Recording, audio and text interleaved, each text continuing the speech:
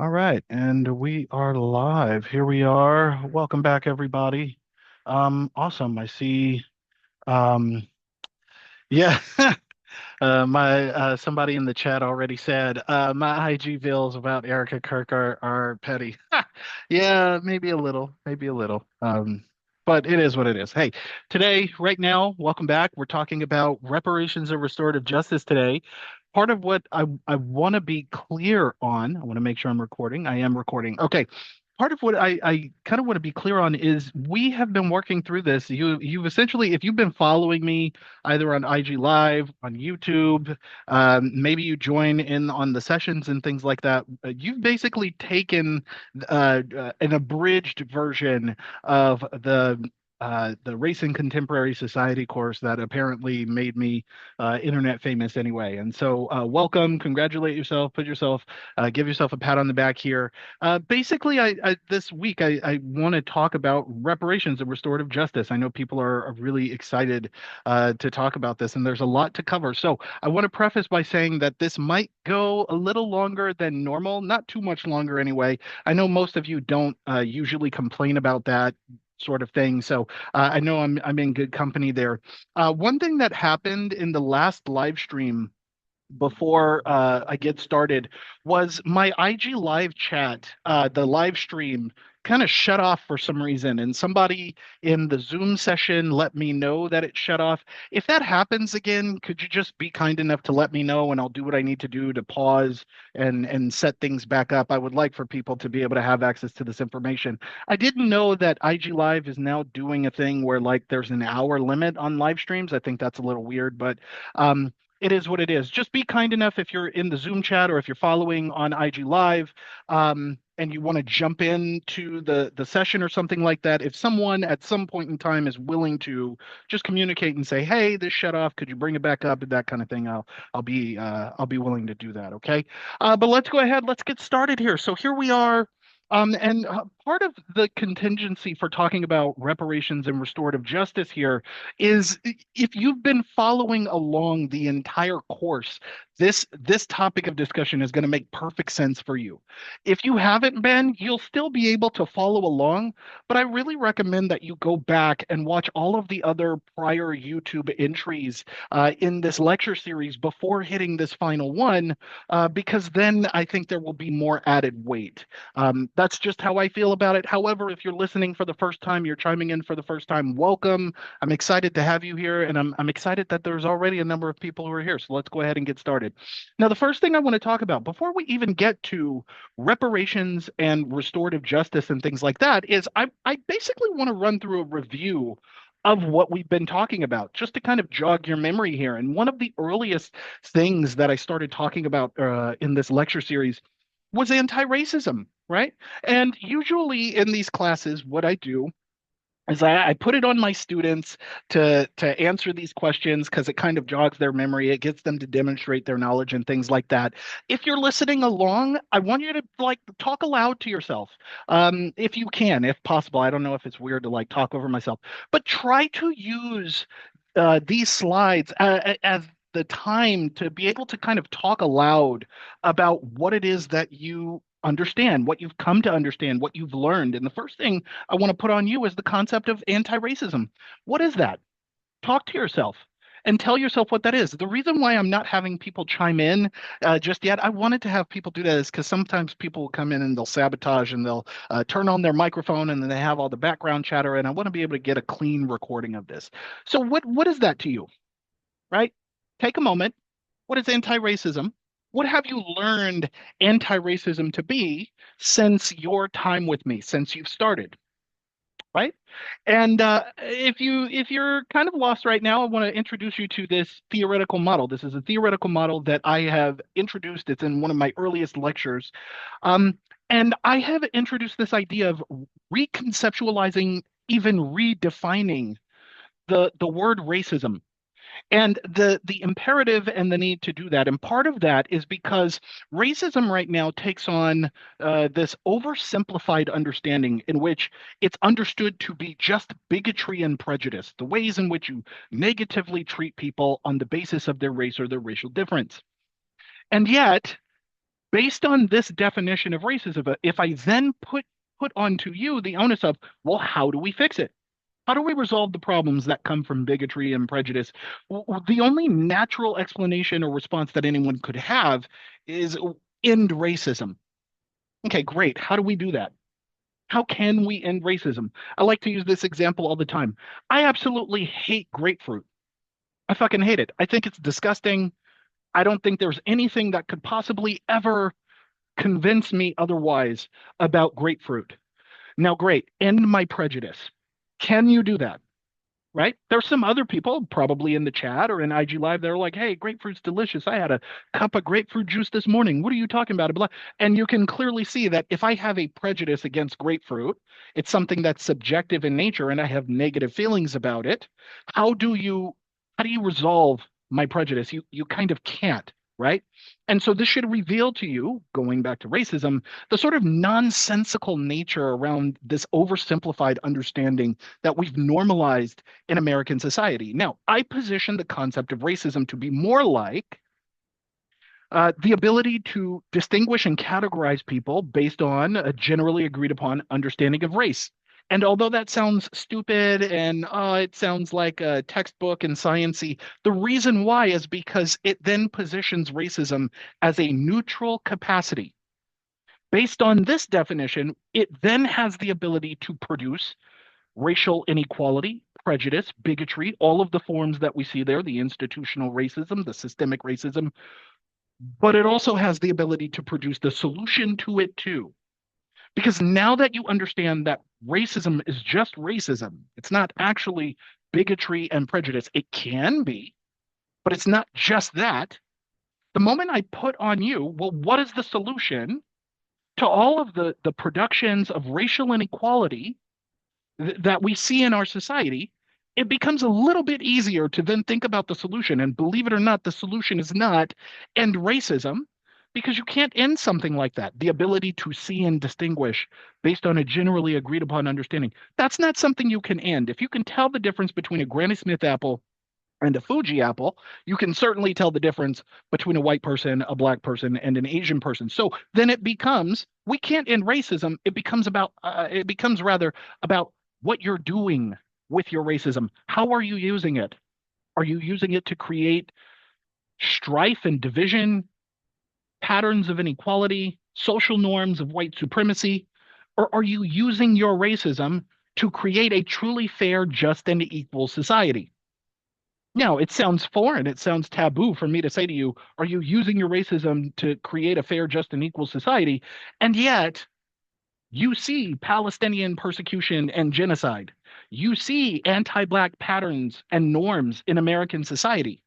You see the ways that social norms can form around systems of oppression and where you see those marginalized people that are being discriminated against, that are receiving traditional forms of adversity. What are you going to do to resolve those problems if not give them the same preferential treatment towards equality that we've been giving for centuries to the people who've been recipients of it and only now want to complain that someone else can receive it too? Now, does this mean that we're giving preferential treatment so that we can spitefully slap down whiteness, we can delegitimize whiteness, we can villainize white people? Absolutely not. No, because the point is equality. What we're talking about here is the reduction of race pattern disparities, the reduction of racial inequality. And the only way you're going to reduce those things, bring them to a point of statistical convergence, is if you can intentionally isolate and target those specific people who have been historically marginalized and say, you know what, Black people are not owning homes at the same rates as whites and Asians. Same for Hispanics. We need to develop policies and initiatives that help these people to become first-time homeowners and first-time homeowners that can keep their homes and build wealth from the ownership of that property. The only people you're going to hear complain about, it's racist, it's unfair, is the people who have been recipients of the racial benefits for hundreds of years. That's the only group you're going to hear complain about this. No one else is complaining about equality. Why? Because, to people who have normalized oppression and white supremacy, equality feels like oppression. Okay. So, where I told you, we're talking about the reduction of race pattern disparities, the reduction of racial inequalities. We talked about a lot of racial inequalities throughout this time here. And I introduced to you some of those concepts, specifically on the topic of economic disparities. Take a moment to yourself. What did the economic disparities look like? What did they look like? Talk aloud to yourself. If you're sitting down with somebody else and maybe they're watching for the first time, explain it to them. What did the economic disparities look like? And it looked like multiple things, right? Patterns of inequality that you can measure statistically. Okay. So what you're looking at here is household wealth as of, let's say, 2022. And this is looking at it by quarter, by year, in essence, by decade here. But this is the racial wealth gap. Okay. And the racial wealth gap here is patterned by what you can see is that the navy blue color here is white people. Okay. This is nationwide in the United States. Then next to that, you have other. Other can include Asian Pacific Islander. It can include some other racial metrics, whatever you want to lump into there. I think that's a little unfair that they would reduce all of that data down to other, but here we are. And then you have the orange, which is Hispanic, and then you have the light blue, which is Black people. We're looking at a racial wealth gap. Okay. How did that racial wealth gap come about? You learned a lot in this class. Part of it was because of slavery. Part of it was because of sharecropping. Part of it was because Andrew Johnson decided to pardon Confederates and then give them abandoned land after the Civil War.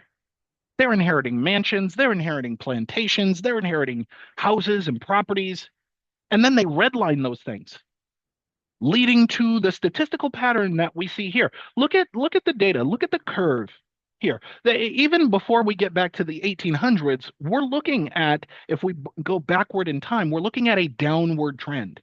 So yeah, wealth is increasing, but the racial wealth gap is also increasing too. And what you can see is at all points in time, at least going back to 1989, but what's implied is way significantly earlier than that, white people have always traditionally held a majority of the wealth in the United States. Part of that is because of the discrimination and the distribution of benefits from the GI Bill, who you're allowing to get a down payment on a home, who you're allowing to purchase property and where they can purchase property, redlining, all of those factors are contributing to what we see here that you have then conservative people who are going, oh, they're just not working hard enough. Oh, they need to pick themselves up by their bootstraps. Oh, they're just lazy. If you work hard like me, and the reality is that it's kind of like in the same ways that we might talk about the intergenerational transfer of poverty, we can also then discuss the intergenerational transfer of wealth as it relates to whiteness throughout the history of the United States. Okay. Then you have here the educational inequality. What did that look like? Talk aloud. What were the patterns of educational inequality? And if I need to give you a hint, think about it in terms of academic achievement. What did the patterns of academic achievement look like? How would you measure academic achievement? Maybe part of it is your GPA, maybe part of it is your grades, maybe part of it is your graduation rates, right? But all of those things carried a kind of race pattern disparity too, right? Now, this is very simple and isolated data, but it's a textbook example that serves the visual purpose I need it to, right? Is that here you're looking at the achievement gap in Berkeley Unified School District, so in NorCal. And this is patterned by race. And we're only looking at two subjects. We have English and we have math. And what are you seeing here? Is that people who are more likely to live in homes where the vernacular of English that they speak is probably one that is traditionally delegitimized, or maybe they speak two or three languages, they are less likely to be successful in English than their white counterparts. Same for math, where math doesn't even really have a linguistic thing. But what did we talk about that contributed to this? It wasn't the fact that these people have lowered or impaired intellectual capacity. It's that academic success is actually just a proxy for your quality of life. Are you able to get adequate dinner? Are you able to get adequate sleep? Do you live in stable housing? Do you live in a circumstance where your life is peaceful that you can then actually perform equal to a well-supported traditionally white student, or are you constantly having to navigate a life of traditionalized stress that is contextualized by your skin color, right? Part of the facilitation of this educational inequality comes about through separate but equal policies. Part of it is from funding disparities because you had angry white people who didn't want students of color going to what were historically all white schools. So they tried to figure out ways to make it harder for these kids to go to school, thereby making it harder for their own kids to go to school, creating funding disparities nationwide. You have biased curricula in which most standardized US education is centered on a sort of colonial washed, whitewashed history that doesn't really communicate to students of color that they have any place of significance despite their significance throughout the timeline of American history, right? So it produces unequal outcomes in academic achievement that show up in performance gaps. And it doesn't mean that these children are like intellectually impaired. It's that they have to navigate a circumstance of historical marginalization that traditionally white students never really had to, right? Then we have the mass incarceration. I won't repeat myself because you know what I want you to do here. What did that look like? Take a few seconds, talk it, say it aloud to yourself. What did those patterns look like? Right, right. It looked like black men being disproportionately incarcerated at higher rates, despite the fact that they're not actually committing crimes at significantly higher rates than their non-black counterparts. If I had to condense it down to a graph, I'd probably show it to you something like this, right? You have incarceration rates that are skyrocketing. What you're looking at here is incarceration rates from 1960 all the way through to, I want to say, about 2010. Okay.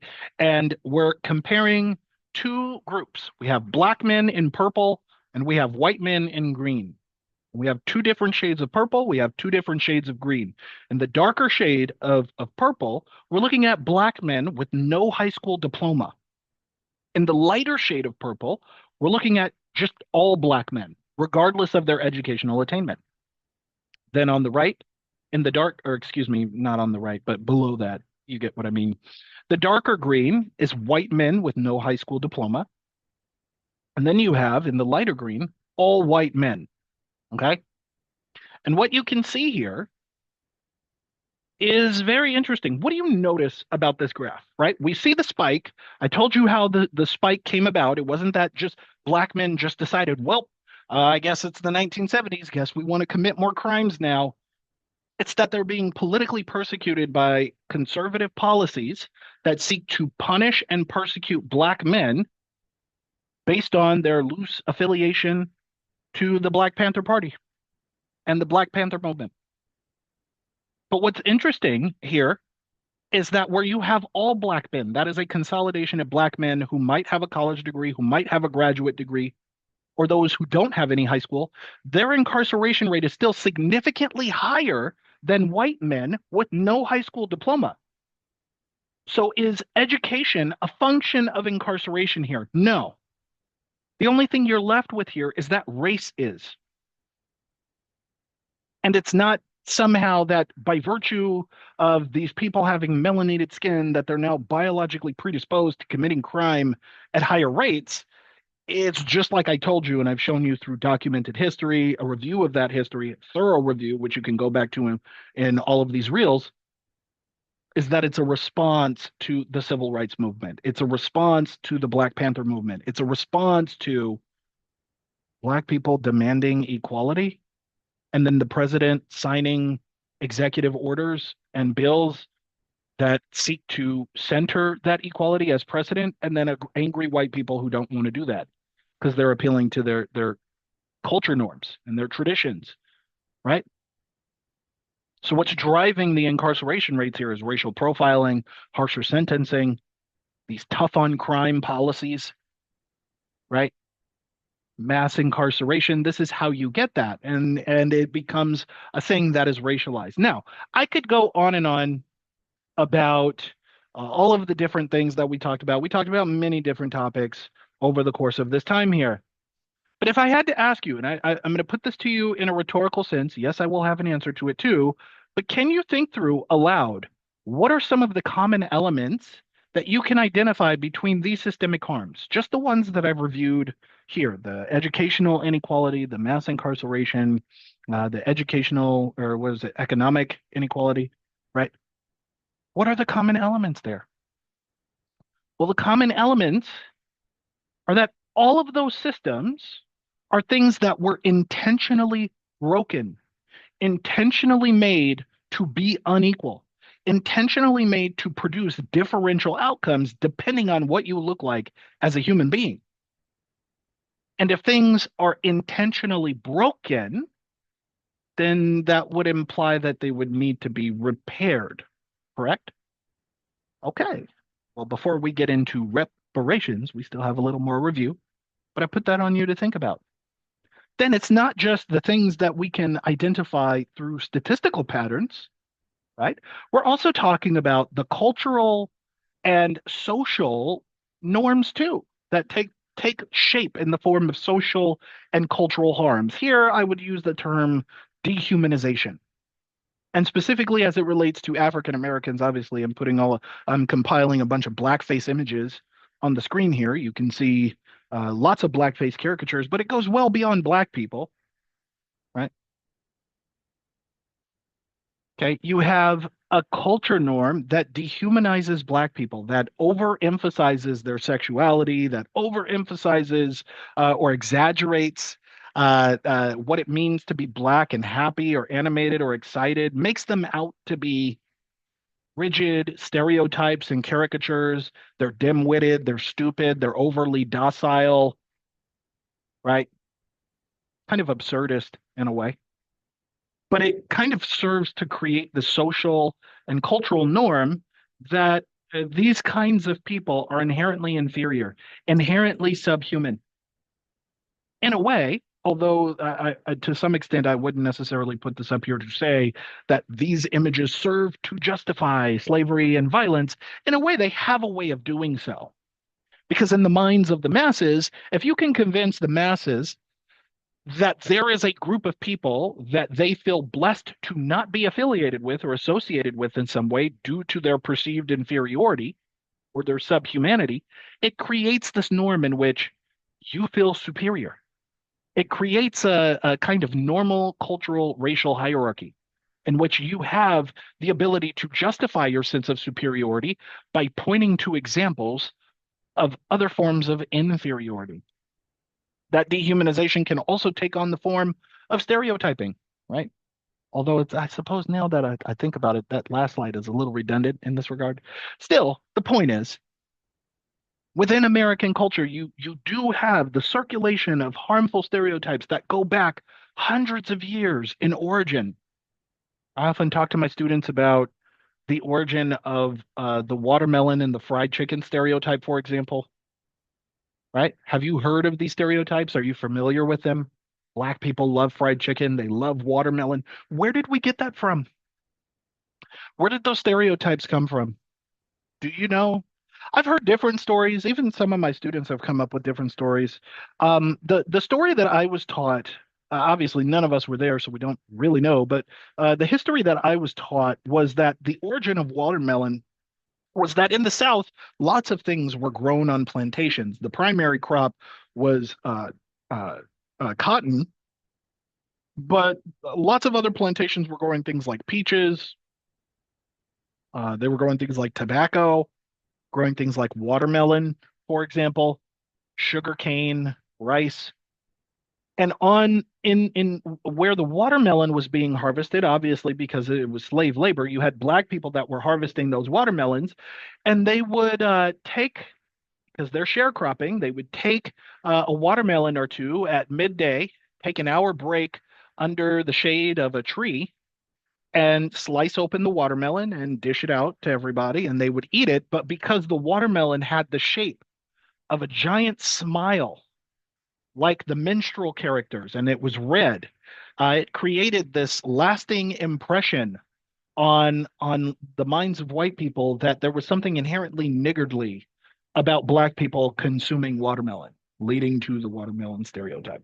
Then, to my knowledge, the origin of the fried chicken stereotype is that uh, black people who were the domestic laborers in the slave plantations would often be responsible for cooking the meals for their white slave owners. And generally, if there's like a roast chicken or something like that, they would roast the chicken and then they would take the leftover scrap meat. And because of the transatlantic slave trade, they had things like spices, herbs, flour, oil, lard. These slaves would take the remnants of the leftover chicken, coat it in spices and flour, and then fry it to reheat it, and then serve it amongst them, leading to the emergence of what we now call fried chicken, a kind of black person invention. I have a comment here. Someone says Negro minstrels. Yes, correct. So the creation and perpetuation of harmful stereotypes that go well beyond watermelon and fried chicken. Um, Also touch on notions of black criminality. The mammy, for example, this overly docile and dutiful black woman who is subservient to white people, right? It leads the minds of the masses to anticipate that these boundaries that they now consider to be normal will be respected and anticipated in the future. Okay. Then you have in media representation too, right? In media representation, you have this thing where I don't know, maybe I'll put it on you rhetorically because I can't hear you right now. It's not the Q&A session. But in the top left of your screen, if you're looking at the slides here, I know some of you know where this film is from. Have you seen this film? Maybe type it in the chat if you know this film. But if I asked you, what minstrel does the actress Monique appear to resemble in this film? What might you say? She looks like a modern day mammy, right? The do-rag, the hair. I would say the film Precious is where this is from. The film Precious, I would say, is kind of like a racial horror film, in my opinion. It's a drama film. It's not actual horror, but in my opinion, it's like racial horror. Um, But here you have like a modern day mammy. The mammy was a caricature who was often overly servile to white people, but she would chastise black people behind closed doors. Sometimes in front of those white people too. Oh, you need to get a job. Oh, you need to fix yourself. There's something wrong with you, and blah blah blah. And so this is the character that she's playing, that Monique is playing here, kind of based on pre-existing stereotypes, but others too. And all of these like repeated images that you see, the black thug, all these men that are incarcerated, maybe even they're the sidekicks to some extent. All of these are rhetorical pieces that serve to reinforce notions of white supremacy, however subtle, however significant. The black people fill in after the white man has carved the path out for them. They can never just kind of pave their own path, right? In a way. Maybe some of them do. King T'Challa as the example. Right? But now, to yourself, how did these things, blah, wow, how did these things become traditional? Describe the mechanisms that made these kinds of social values normal. Can you do that? 15 seconds or so? How did these things become normal?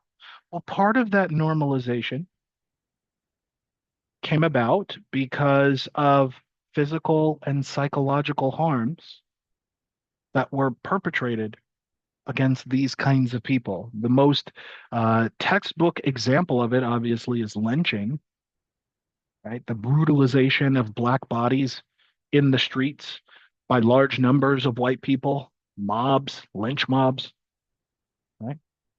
But it goes well beyond lynching and police brutality, for example, although we've talked about that. It goes well beyond that. I think part of the production of physical racial harm could also just be a lack of access to healthcare. Uh, Environmental racism, right? Chronically exposing people to the toxins that are produced from a pollution producing industrial body that they're forced to live next to, and so have to live in the toxic waste and byproduct of that. That's perpetuating physical harm too. Then the physical stress that is experienced within the body, the wear and tear that the body is undergoing as it experiences stress. We talked about this as it comes to atherosclerosis. I talked about that in a lecture before, right? All of that is culturally and historically contextualized. I have someone in the chat. They say written into policies. Yes, Stephanie, written into policies. Maybe I should put this chat window over here. I can see it, right?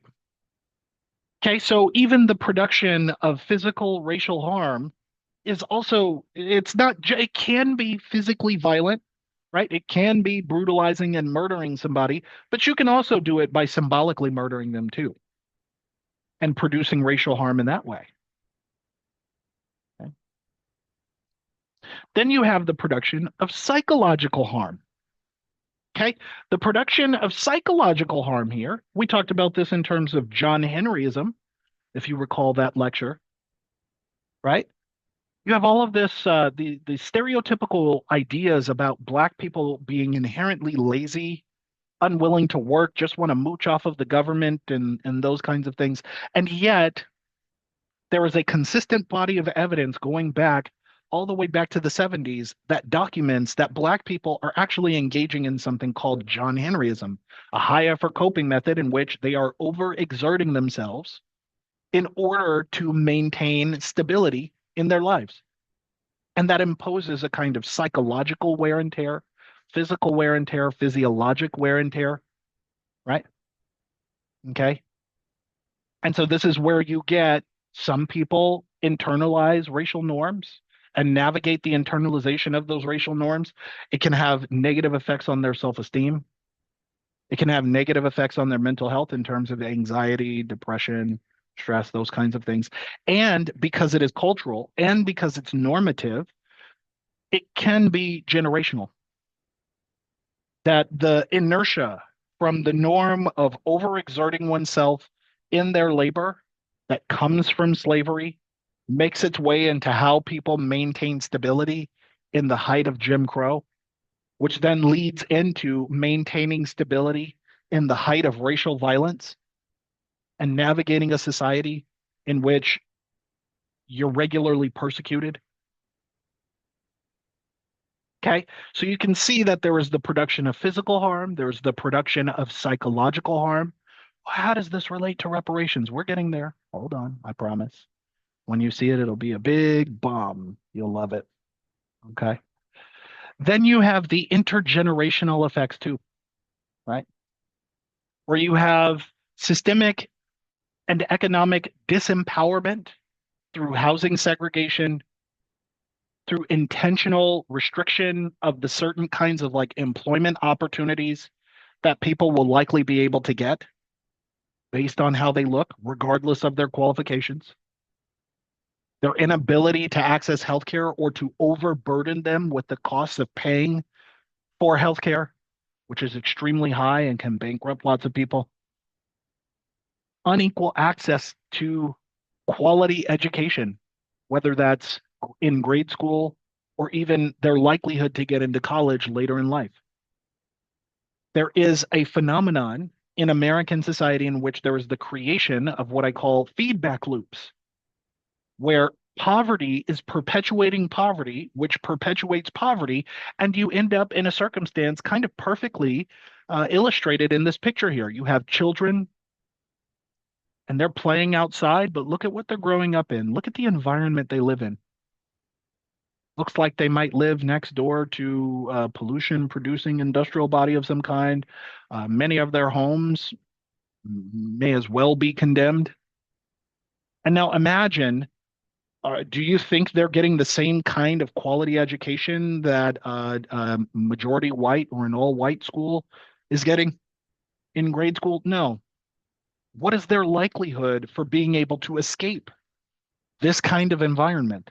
especially if they're being raised to learn that this is the only environment they will ever really know how to navigate in life. What's their likelihood to relieve themselves of the pressures of living in that environment? They're slim to none.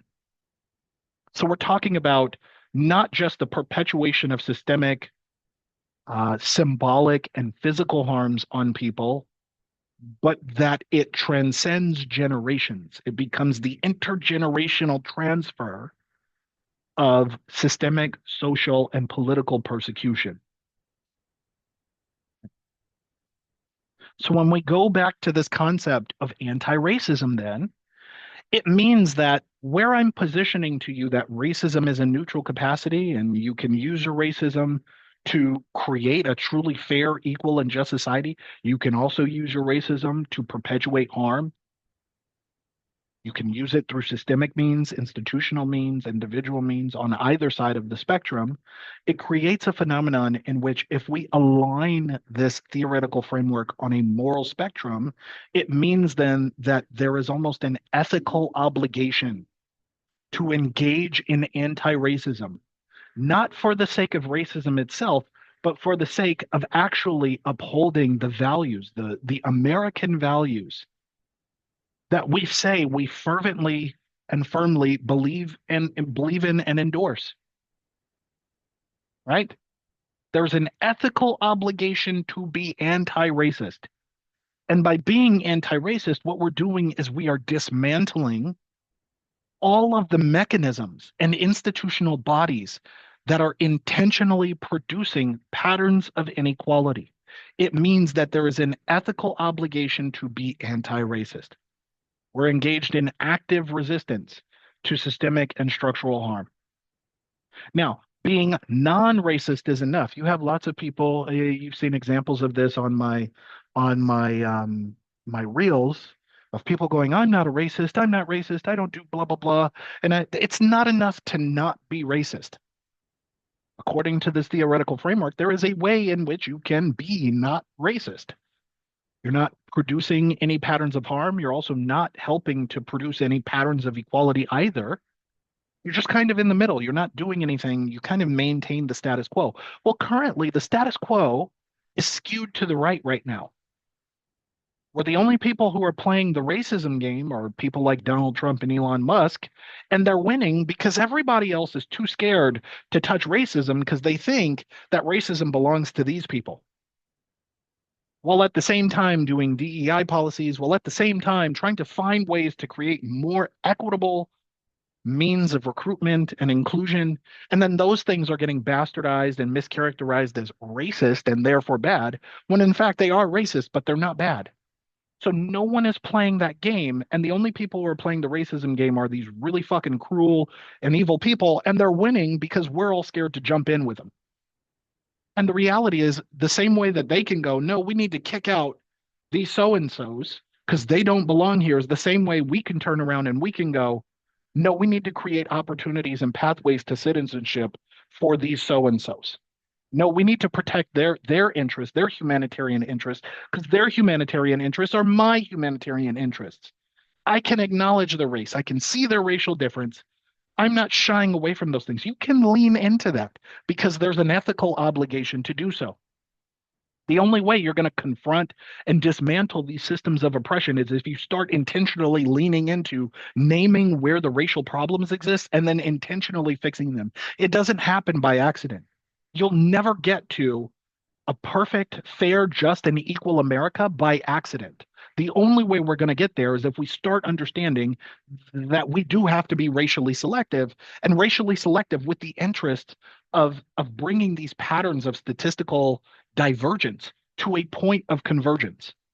That when we actually establish the equality, you'll know we got there because we can measure it, we can see it. But the only way we were ever going to get there is when we started understanding that we had to be racially selective and that that wasn't automatically a bad thing. Okay. So when I talk about ethical racism here, no, I'm not talking about ethical bigotry. Distinguish bigotry and prejudice from racism. I'm not talking about ethical bigotry here. I'm also not talking about malicious compliance, which can actually be applied here. There are people who could maliciously comply with something like this. Now, if you understand what I mean conceptually, there's no interest in malicious compliance here because the goal is one that is mutual for all Americans, regardless of where we sit at the table on race. It's going to be recognizing who's being underserved, who's being marginalized, who's being oppressed, and then directly intervening on their behalf. Right. Recognizing too that white supremacy has been a norm in American society for so long that we are now going to disrupt that and turn the page on white supremacist norms and then start doing the restorative and the reparative, the work that needs to be done to truly make America fair, just, and equal. That means then that where we're engaging in ethical racism, we are in fact using race to explicitly reduce racial inequality. That's how that works. That was the only way that was going to work. Okay. Let me make sure I can be seen here. The sun is going down. Okay. My light is still on. All right. Okay. So that's how we're going to get there, which then brings us to reparations. What are reparations? Most people think that reparations is just a paycheck. It's just money. No, that's part of it. It can be, but it isn't just a paycheck. The word reparations comes from the word repair. Repair. What are we repairing? What are we repairing? Well, the only things that can be repaired are the things that were broken. And throughout the entirety of this course, what have we been talking about, if not the ways in which all of these various American systems were exploited, broken in some form or way or shape? Maybe I said that in the backwards way, but you get my point. So, what are reparations? Well, I want to give you some examples before we jump into African American reparations, because there's lots of white people that go, "Oh, you'll never get that money. Slavery was a long time ago." And well, here's what reparations looks like in the United States. Did you know that after the bombing of Pearl Harbor, Japanese Americans were interned, they were incarcerated, they were taken off of American streets under the suspicion that they had loyalty to Japan, and then they were put into concentration camps. Many of the people who were put in these concentration camps are still alive today. George Takeda, I think his name is George Takei, that's his name, from Star Trek, was one of those people. Okay. Now, approximately 120,000 Japanese Americans are forcefully relocated into these internment camps, and they're sitting there for months. Now, imagine maybe you have a pet. I have a pet here. Sometimes my cat likes to jump on me when I'm talking on the screen. I'm surprised he hasn't done this all this time. But the point is, what if you were randomly taken off of the street and your pet was left at home for months? And when you finally return back home, what do you think your apartment or your house is going to smell like? It's probably going to smell like feces, death. You'll have to clean up the mess, right? Some of these people are business owners. They're losing their businesses. Some of them are losing their homes because they're not able to pay the rent because they're out incarcerated because of white American paranoia. Okay. So in 1988, the Civil Liberties Act was passed. And where the Civil Liberties Act was passed, the US government issued a formal apology to all of the Japanese Americans who were interned during this period in time and issued a check for $20,000 per person. Adjusted for inflation in 2024, that's approximately $55,000 or so. $55,000 per person. Okay, so if you're in a two-person household, how much money is that? Great. Now, if you're in a three-person household, how much money is that? And a four-person household, you're starting to see. So when Charlie Kirk, there's a reel on my page where he goes, "Oh, Asian Americans face racial persecution too." and they were able to lift themselves up out of poverty. How were they able to do it? Now, Japanese Americans aren't everybody. They're not Korean, they're not Chinese. But if you want to point to an example of a group of people who were able to alleviate themselves from the pressures of racial persecution, part of the reason why some of them were able to do it is because they received reparations. Or maybe they were married to somebody who received reparations. Maybe they belonged to a family that received numerous reparations checks. And that's just a paycheck. We still haven't gotten to the deeper implications involved in reparations, too. There's a reason why I did all of that review. You'll see in a second. Then, if that's not convincing for you, here's another example. Okay. Remember when we were talking about forced sterilizations? We were talking about forced sterilizations of women, mostly women, across the United States. I'm going to turn on my living room light here. Across the United States, just taken into custody, maybe had their ovaries taken out or something like that. Mostly black women. Next to that were white women, the white women that had those reputations. Indigenous people too. Well, in 2013, the state of North Carolina issued a payment. They issued reparations checks of approximately $50,000 to living survivors. And then the state of California, one of the absolute worst states where these laws were enforced, excuse me, for thousands of people, in 2021, just a few years ago, the state of California approved reparations checks for surviving victims. So there are some black people that have, in fact, received reparations if they were forcefully sterilized under state law, the eugenics laws here, that have received reparations. Now, when these states passed these bills to approve reparations for these people, do you recall anyone screaming about how this was unfair? Do you recall anyone going, "Oh no, this is unfair," and "Oh, that was a long time ago," and "Oh, the harm is done now," and like we live in a different society, and "Oh, everything is better. We're all equal." Like nobody was complaining. I don't even remember hearing a pin drop. Let alone if you maybe you didn't even know this happened, right? Okay, so they're getting checks too.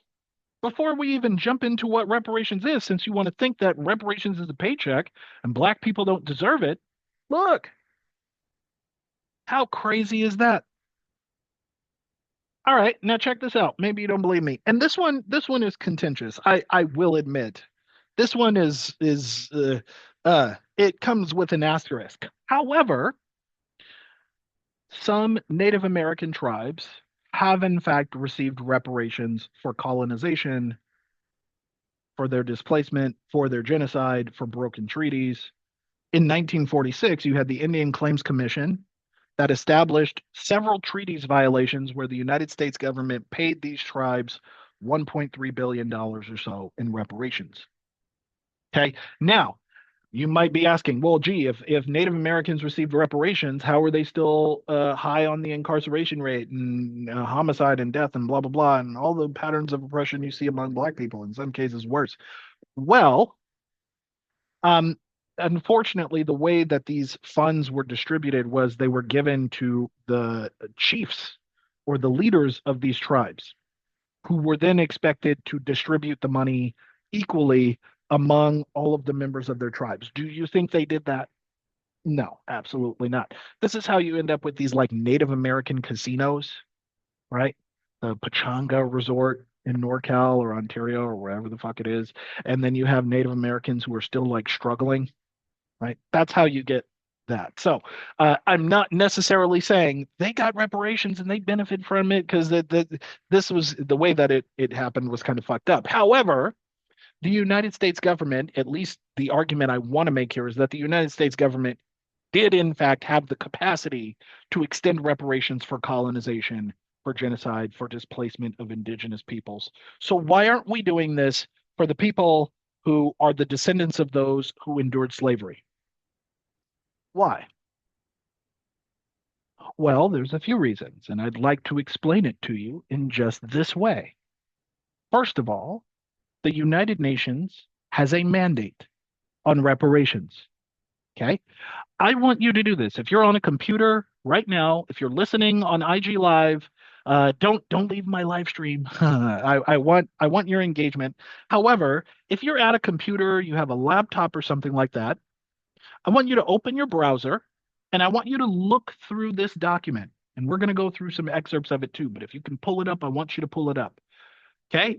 In 2005, the United Nations published a document called the Basic Principles and Guidelines on the Right to a Remedy and Reparations for Gross Violations of Humanitarian Law and Gross Violations of the International Humanitarian Law. The title is absolutely lengthy and long, so I only put the key words that matter up here. But the point is, if you're watching, if you have a computer, please pull this up on your browser.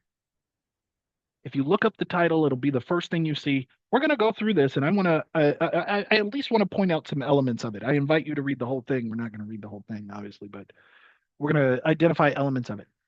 Now, what is established here in this document is it spells out under what conditions a specific group of people are eligible for reparations, what those reparations are going to look like, how you know when you've actually done the reparations thing and satisfied the criteria that relieves you from the obligation to revisit this notion again. Okay. Now, as part of the Durban Declaration, as well as the UN, they explicitly identify that slavery, the transatlantic slave trade, and crime. It identifies it as crimes against humanity, of which the people who are the descendants of those who were enslaved are entitled to reparations.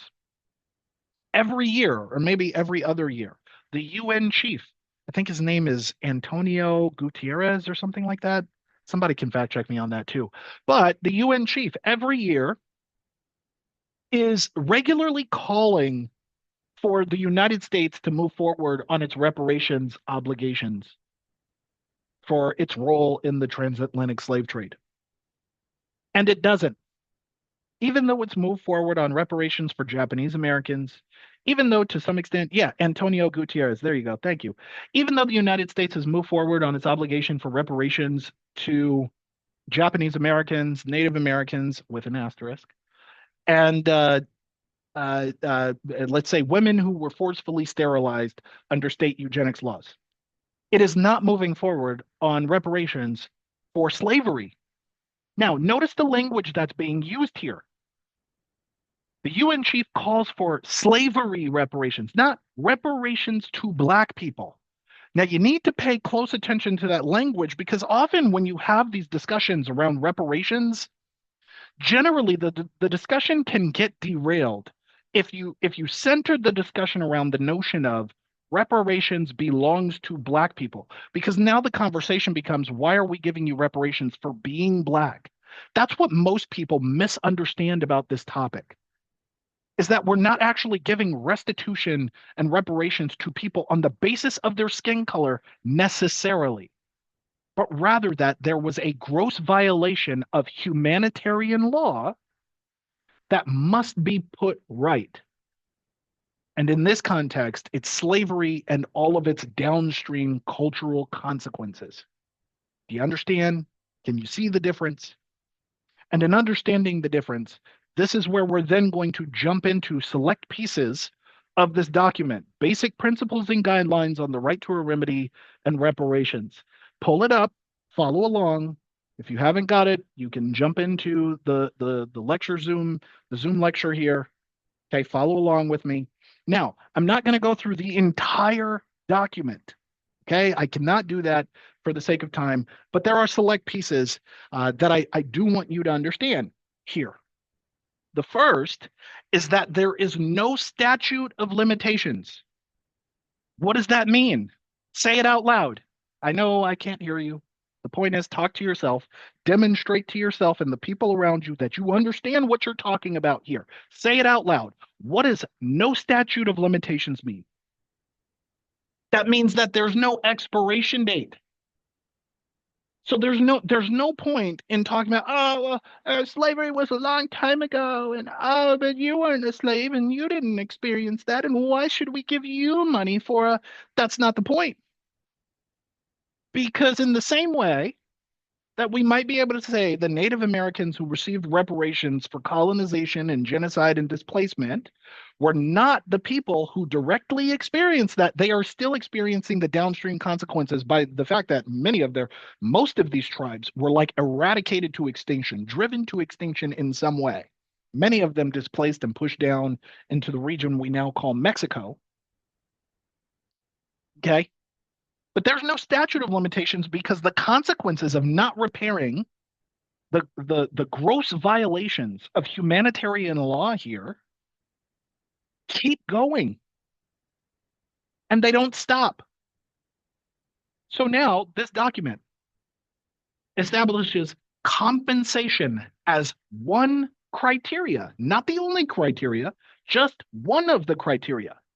And it says compensation should be provided for any economically accessible damage as appropriate and proportional to the gravity of the violation. So, if you can assess through a monetary value the gravity of the violation and assessment of the harm that was done, that becomes a contribution to the sum of a dollar amount. Now, how are we going to calculate that harm? Well, it provides very clear criteria. The first criteria is physical or mental harm. What the fuck have we been talking about for the last 15 weeks? That. Okay, the second criteria, lost opportunities, including employment, education, and social benefits. What have we been talking about? Material damages and loss of earnings, including loss of earning potential. What have we been talking about? Moral damage.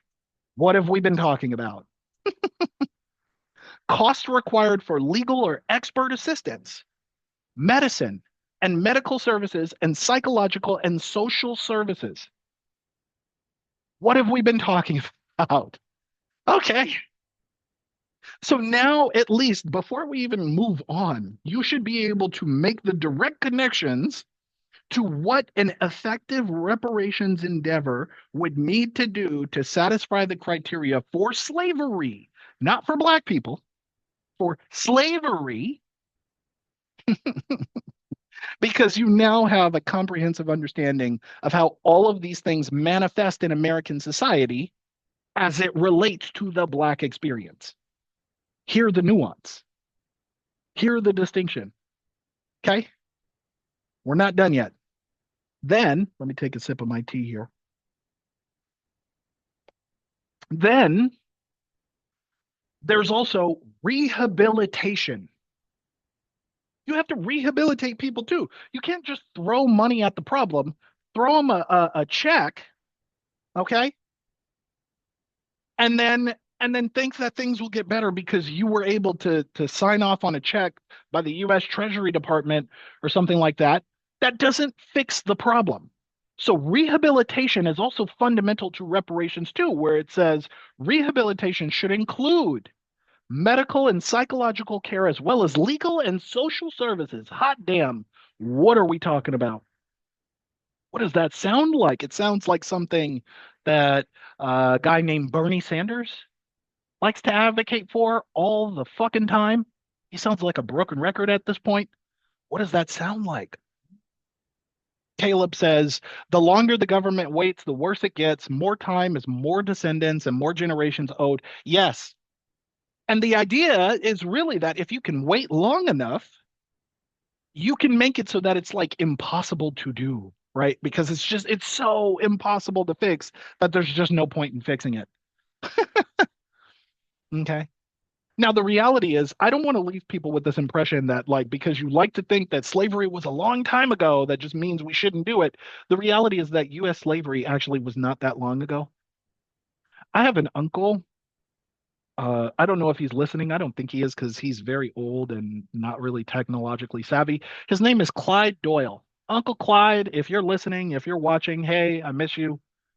I lost your phone number. Maybe reach out. We can reunite.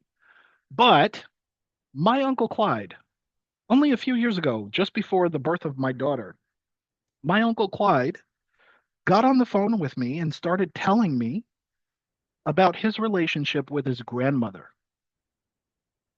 His grandmother was freed during emancipation, and the wisdom that she imparted on him around issues of race, the way she talked, the food she liked to eat and cook. He's told me so many details about this woman. It gives me the impression that like she was just here yesterday. There are people alive today who knew people, had direct relationships with people who were enslaved. It only felt like there was like 1 degree of separation between me and this other woman here. And that's his grandmother, right? Think about that. So was it that long ago? If there are people alive today who can tell you stories about their grandparents who were enslaved, it wasn't that long ago. So don't buy into this narrative that it was a long time ago. It wasn't. Back to the point though, is in addition to rehabilitation, it's also about satisfaction.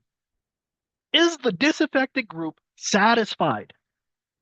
Are you satisfied? Because the only way we can call it justice, the only way we can call it repair, is if at the end of the day, the people who are receiving the restorative justice are willing to then collectively go, that's enough. No, you're good. We're square now. Isn't that interesting? And so what do they say the criteria for satisfaction should include? Well, where applicable, any or all of the following. A, effective measures aimed at the cessation of continuing violations. So you're making sure that no one will ever repeat this shit again. No one will ever be able to repeat these gross violations of humanitarian and international humanitarian law ever again. B, verification of the facts and full and public disclosure of the truth. That you will then have the United States government in all its capacities, your elected representatives being willing to get up on a stage in front of a microphone and say the wrongs of slavery are still with us today. We haven't done anything to address it, and it's plaguing American society. That's at least the beginning. That's the tip of the iceberg at starting with the truth. Imagine Mitch McConnell saying some shit like that. You'll never hear that out of his mouth. But beside the point, apparently he's obligated to say that. C, the search for the whereabouts of the disappeared. What the fuck does that sound like? The whereabouts, the search for the whereabouts of the disappeared, for the identities of the children abducted. That is interesting language. What does that sound like? The bodies of those killed. I just recall, what was it? A Vietnamese guy, a Laotian guy, somebody, an undocumented immigrant from Asia was found in an ICE facility, hanging by his neck with his arms tied behind his back. What does the criteria for C sound like? Oh, we're starting to get somewhere. Then you have a public apology. And then lastly, judicial and administrative sanctions. And the language is longer than that. Feel free to read the document. But there's a few elements you can tease apart there. There's some implications there too. But I'm going to condense this down into one little simple question for you. What is reparations for slavery in America actually going to look like? What does that look like? Say it out loud. Say it to your friend. Based on your understanding of the criteria from this United Nations document, what do you think reparations for slavery is going to look like? Think out loud. Say to yourself, okay, if you got to pause the video and you're watching it on YouTube, then pause the video. Think about it. I want you to say it out loud. The reason why I want you to say it out loud is because you need to demonstrate to yourself that you can articulate this. You can put it in words. It's not just an idea you agree with. Stop leaving things in the realm of your ideas. Put them into words. Can you articulate this to somebody else? Here's what it's going to look like. Here's your answer. Here is reparations for slavery in America. Here we go. Based on this criteria, free universal health care for everybody. Because we're talking about providing medical and psychological services, right? And where we have to make sure that we don't repeat The same gross violations again. If we're providing that service for one group of people who we would call American, then we're going to be providing that for all Americans. Wow. Isn't that an interesting coincidence? Then, not just that, standardized public education with anti racist and decolonized values at the center. Because remember, we have to acknowledge the truth, right? We have to be willing to admit the truth. We have to make sure we don't repeat it again, which means we need to educate future generations about the truth. So, what is your education system in the United States going to look like? It's going to look like an anti racist one. Is that a coincidence? Surprise, right? It's going to look like the abolishment of gerrymandering policies, or in general, free and fair elections. It's going to look like making sure that every American has access to a ballot. We're not trying to purge the rolls. We're not trying to keep people out. We're trying to make sure that we fairly represent all of the people who are born on American soil and are therefore American citizens. It's going to look like federally mandated equity policies that are backed by data. We're not doing this with an emotional motive. Oh, we're going to mandate DEI and equity and blah, blah, blah, but that we're making sure that we can monitor and regulate so that we don't produce a consolidation of all white executive leadership that has the exact same fucking selective biases and racial biases and then are perpetuating the same historical and traditional harms. It's going to look like tuition free college and education. You see how that works? Because you're righting a wrong. How many people, because of the culture norm of slavery, were selectively restricted from access or admissions to colleges and universities? Right the wrong. Righting the wrong means a complete reshape, a reconceptualization, and a reimagination of the educational landscape in American society, where all Americans are competing for access to competitive college positions and university positions on the actual basis of their merit without having to dig themselves in debt for it. The same people who were educated by a standardized public education with anti racist and decolonizing values. You see how that works? Then it's going to look like community oriented policing. And by community oriented policing, I mean, I don't necessarily think that we should abolish the police. I'm not one of those people.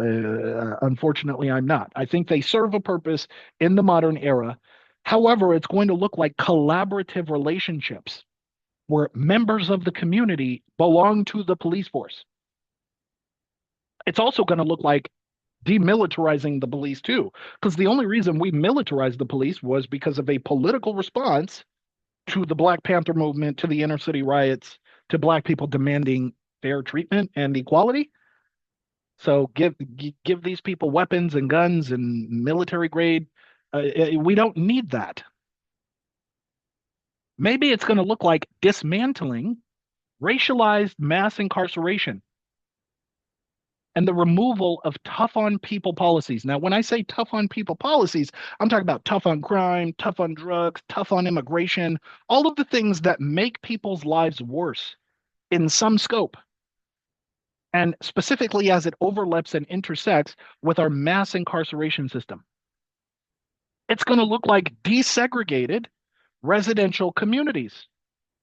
It's going to look like dismantling all of the racialized wealth building that produces the race pattern or the racial wealth gap that I just showed you at the beginning of this lecture. It's going to look like a reallocation of wealth across the United States. That you get to close loopholes where the ultra elite and rich don't get to store and hoard trillions of dollars in offshore accounts in the Cayman Islands and Swiss bank accounts anymore. It's going to look like financial compensation that is awarded to the affected groups. It's going to look like universal basic income for all. We talked about homelessness. We talked about underemployment. If you want to make sure you don't repeat those wrongs again, then you need universal basic income so that when people fall in even the most extreme destitute positions, they can at least anticipate that they will have money to spend on a meal. It's going to look like reinstating voting rights for former convicts, excuse me, and it goes on and on and on. The benefits are keep going here, and these are only the things that I was able to conjure up in my imagination, based entirely on the implication of the document, the UN document that I told you to look up. Right now, I put an asterisk, an orange asterisk, on financial compensation awarded to marginally affected groups because that's the one that everybody has an issue with. Look at all of the benefits they're willing to give up because they don't get that part. You see how that works? That's what we're talking about when we're talking about reparations. And yes, that is reparations for slavery in America. It's almost like you're just repairing America at that point. Right. Okay. So now let me take a moment. I'm not paid to do this. I wasn't endorsed to do this, but I want to take a moment to point your attention to a man named Bernard Taylor. He's on social media. He's running for Congress right now. He's running as a candidate for House in the 21st District of Florida. He don't take no APAC money. And when I sat down and I talked with him, what was it, a week ago, 2 weeks ago? He didn't know that I was doing this, but I read off every single one of those criteria. And I asked him what his political stances were on every single one of those criteria. And on his own, completely coincidentally, he found himself in alignment with that. This is a person you want to elect. You want to encourage people to elect. He didn't pay me for this endorsement. Okay. I've got no money here, but I think Bernard is a very cool dude. And I really want to see him succeed here. Maybe you can help him to do that. Getting back to this, though, I always ask this question: who specifically would benefit from reparations for slavery? Who would benefit? Everybody. Thank you, Chris. Everybody benefits. We're not even, before we get to, I told you, yeah, we need racial selection. We do need anti-racist discrimination, and the goal being to bring patterns of disparity to a point of statistical convergence. That much is true. But when we're talking about reparations for slavery, all of the corrective measures that we would need to take it would just benefit everybody.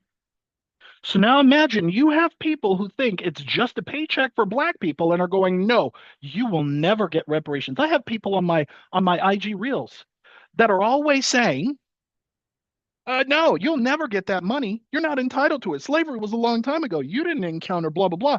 And they are talking themselves. They think they're on a pedestal. They think they're right. They think, look at how stupid they sound. They sound fucking retarded. Now that you understand, and I'm telling you, the implications of a genuine reparations endeavor as consistent with the United Nations goes well beyond what I showed you there. Chris says crime would go out of fashion. Absolutely. Because people don't have a motive to commit crime anymore. The only reason people are even committing acts of crime in the first place is because they're driven to desperate acts in order to survive. And then they get caught up in the normalization of a chaotic life that forces them to never learn how to make better decisions for themselves. What if you could rehabilitate them? What if you could take away the economic pressure that comes from them being forced into a lifelong chronic circumstance of struggle? You would see course correction in the country. And even if the other people who have no relative to someone who's black doesn't get a paycheck, they're clearly still benefiting from this because the entire purpose is we engage as the United States, we engaged in gross violations of humanitarian law, and we want to make sure that we are taking the appropriate steps and measures to ensure that we never reproduce those things again. That has implications on everybody. You see how that works? So now remember that the part that most people are upset at is this one: financial compensation to marginally affected groups. That's the only thing they got a problem with. So the reason why we can't fix this country that they think is so great, they love this country. Oh, I'm a patriot and I'm a nationalist and oh, America is mine and I love this country so much and blah, blah, blah. Look at how the one thing they could actually do to make America great again is the one thing they are unwilling to do because they'd prefer to be a white supremacist for 5 more minutes. Caleb says, MAGA thinks that list is woke and wants everyone to suffer. Yes, the cruelty is the point. That's absolutely the point. The entire point is the people I don't like get to suffer, and I will suffer too if it means that they get to suffer just a little bit longer. The cruelty is the point. So now I want to show you a little caveat, a little curveball here. Who do you see in the background of this picture? Who's that in the back? Yes, that is yours truly. Okay, that's me. The little baby you see right there is my daughter. That's a few years ago. So I'm not I like to protect people's privacy, but in this case, I think this argument is very important. The person you see holding my daughter is my uncle. Okay. And the kid, the blonde-haired kid that you see in front of him, that's his son. That's my cousin. Where am I going with this on the topic of reparations? Hopefully you'll see where we get. The two people that you see here, these are my grandparents, and they're holding my daughter then when she was a baby. Those are my grandparents. Those my grandparents, those are his parents, my uncle's parents. I'm not going to use names here. Okay? Okay, so now what I want you to understand is that this little blonde-haired, blue-eyed white kid, who's my cousin, sitting on the same couch, we have the same granddad. Do you understand what that means? It means that when you have a bunch of white people who are listening to Charlie Kirk and Nick Fuentes and Tucker Carlson and all of these right-wing white supremacist jackasses tell them that they should never support a reparations endeavor, there are plenty of them that have no idea that they probably have an ancestor who was enslaved in the United States of America and that would entitle them to a reparations check. So now they're stepping on their own foot. And maybe, let's say, in the most extreme circumstance, you don't have a relative who was enslaved. Maybe you're married to somebody who has a relative who was enslaved. You still benefit by proxy. Then, if you don't get a paycheck, oh well, look at all of the other benefits you get by virtue of just being an American citizen. The same America that was willing to lean into reparations for slavery.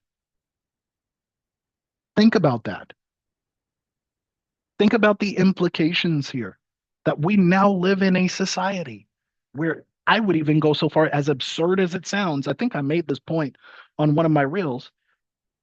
It is entirely reasonable to think that Charlie Kirk himself could have actually had an ancestor who was enslaved in the United States, which would entitle him to a free $50,000. Let's just pretend it's that much. The Reparations Task Force in California calculated something like 3.5 million, and there was a debate about how is the state of California going to even afford something like that, blah, blah, blah. But the point is, let's pretend, let's just say, for the sake of simplicity here, it was just a $50,000 check. Who's going to turn that down? Would you turn down $50,000 if it meant you could be a white supremacist for 5 more minutes? Who in their right mind would do this? I would I would be willing, excuse me, to sit down with a current member of the KKK and put him through this thought experiment. If you could get $50,000 right now, and all it required was for you to acknowledge and confirm that you had a relative who was enslaved in the United States, would you move forward on it? Would you take that 50,000 or would you just let it sit? What do you think their answer would be? Right. Caleb says, Dave Chappelle show ruined the reparations idea. Sarcasm, of course. Sure, sure. Right. Okay. Oops. Ignore the bottom asterisk there. I like to copy and paste some of my slides, so you'll have to ignore the asterisk. But think about that. I suppose I'll leave it up there. I'll put it to use. That's what people are upset about. So now I ask this rhetorically again. Who specifically would benefit from reparations for slavery in America? Literally fucking everybody. Everybody. God. And it irritates me so much that we live in this world where we're just going to sit down and pretend like that's not the case. It's just black people getting a paycheck. It turns out, believe it or not, that reparations for slavery is actually just reparations for America because there's no fundamental difference between a so-called African American and an American. They're all American. All of the things that were broken were the things that were broken in America. They were broken because of the consequences of slavery as well as its eradication as an institution. African American history is actually just American history. You see how that works? So now I want to put this on you. This is one of the final questions I'm going to ask before I wrap up my point here, and then we'll open up for the Q&A. I told you it was going to go a little extra. Okay. Due to acts that were committed by the Trump administration in both terms, who else now qualifies for reparations? Somebody in the chat, if you're in there, feel free to type in the answer. I want to see you take a guess. I made mention. Who else is entitled to reparations now because of the incompetence of the current administration? Immigrants, women, trans people, I take that. Venezuelans. Yep. Yep. You see how that works? So now I'm going to flip this argument on its head. The argument on its head here is, oh, your taxpayer dollars are going into their pockets for what? Yeah, due to the incompetence of the current administration, they are racking up the fucking bills here on how much money your taxpayer dollars may ultimately have to end up in the pockets of people who were forever separated from their kids and can never be reunited, people who are being unlawfully detained, immigrants who are being murdered in ICE facilities, Venezuelans getting bombed on fisher boats, trans people, autistic people. So, in essence, then, if you want to push the reparations thing to its absolute extreme, the only thing we're really talking about is fixing America and fixing America in a way that benefits every goddamn body. So, what the hell is that going to look like? It's going to look like free healthcare. It's going to look like free mental health services. It's going to look like a stimulus check of about $50,000 to disaffected, marginalized groups. It's going to look like free college education. It's going to look like a reset on my credit score. It's going to look like a, are you filming? And is that coming from a place of entitlement? Am I sitting here going, oh, I don't want to work. I'm so lazy. I just can't. I want to sit around and drink and smoke all day. No, you see me at work. I show you reels of it, right? So now this is my last slide here, and then we'll open it up for Q&A here. I want you to think about all of the political resistance against reparations, specifically due to a lack of public awareness about what the scope, the scope of an actual reparations endeavor would look like in the United States. Caleb says if you prove to a white supremacist that they descended from enslaved people, they would literally just self implode. Maybe, right? Okay, so why is this a debated issue? Well, the point is if we can mislead the American public into thinking that this is something we need to argue over rather than it being an obligation for the United States to fulfill, we'll never actually get there because we can just kind of metaphorically kick the can down the road. So now you have a bunch of Americans who are debating about whether or not their lives should be collectively improved. You see how that works? And generally, yes, Caleb, thank you. That is an excellent point. Reparations are America first. That's absolutely what that is. Well, not anymore, technically, because now, hey, look, we're going to have to start giving reparations to Mexicans and Venezuelans, which I'm all for. I'm all for, by the way. I am in support of humanitarian and international humanitarian justice, but they're entitled to it too. But yes, reparations for slavery is righting the wrongs of slavery, and it is America first. It would be the Americas first. Yes, all of them. Thank you, Chris. That's absolutely right. That's a great point. And so now what you will often hear are people who are arguing against the feasibility or feel like they themselves are entitled to a paycheck.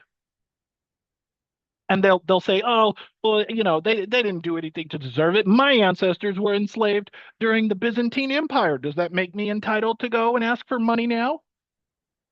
I want to play this for you. This is a clip from the Whiteness Project here. You're just going to listen to it. I'm not going to show you the the thing on. I'm not going to show you the video. I just want you to listen to this, and then I'll open it up for Q&A, and then we can talk about it. I'm living a pretty good life. I can't say it's because I'm white, but I'm sure if I'd been born into a minority, things could have been a lot rougher.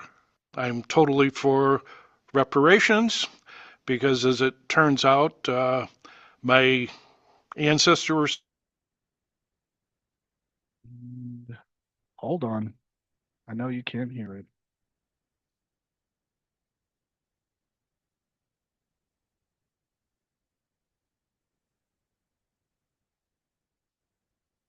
So I wanted to share that with you. If you're listening on the IG live stream, then you're able to listen there.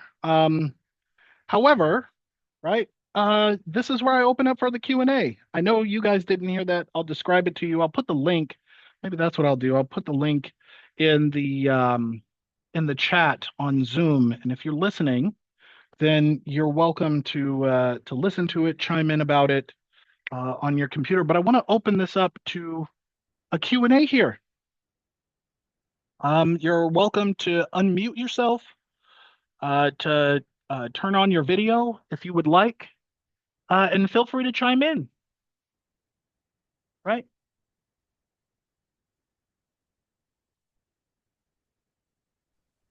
Are there any questions about this? Would you like to talk about reparations? I have a question, but I don't know. Sure, Glenda, feel free to pop in. Is this the same Glenda I was talking to this morning? Yes, yes, I figured I would at least catch the last one and go catch up because I was trying to do that. But Right on. so I understand the whole framework of how you put reparations, but like I always hear that mainly now in this social and political climate as that's communism, that's socialism, that's this and that. And it seems like it doesn't matter how you frame it, that's the argument, and that's what's going on right now. So how do you counter that? Like I guess I don't know, maybe because I've missed all the lectures, maybe I'm a little lost. Yeah, sure. What's the problem with socialism? No, no, no. I'm not saying there's a problem. What I'm saying is that that's what is in Yeah, the yeah. in the the social media and everything you hear, and so like yeah, you put that in that framework, but it just seems like it's still a lost message because of how loud everything is against Mhm. those ideas. Yeah. And what I was saying to you was the response to what you were is what's the problem with that? If a person has the ability to, I don't know, undermine notions of socialism or something like that, then it's on them to explain what the fundamental problem is what problem do you actually have with political power belonging to the people who produce wealth? What's the problem Mhm. with that? right? Okay. And that's a rhetorical question to you. I don't Right. actually expect for you to answer it, but it just becomes a thing where it's like, okay, so now what we're doing is we're vilifying ethical humanitarian incentives and endeavors now. Like the point is to make people's lives better. And the easier people's lives are, we can drive down crime rates, we can address issues of homelessness and hunger in the United States, we can start tackling academic achievement gaps, the wealth gap. We can do all of that. What's the problem with improving the lives of Americans? Isn't that the whole point of politics?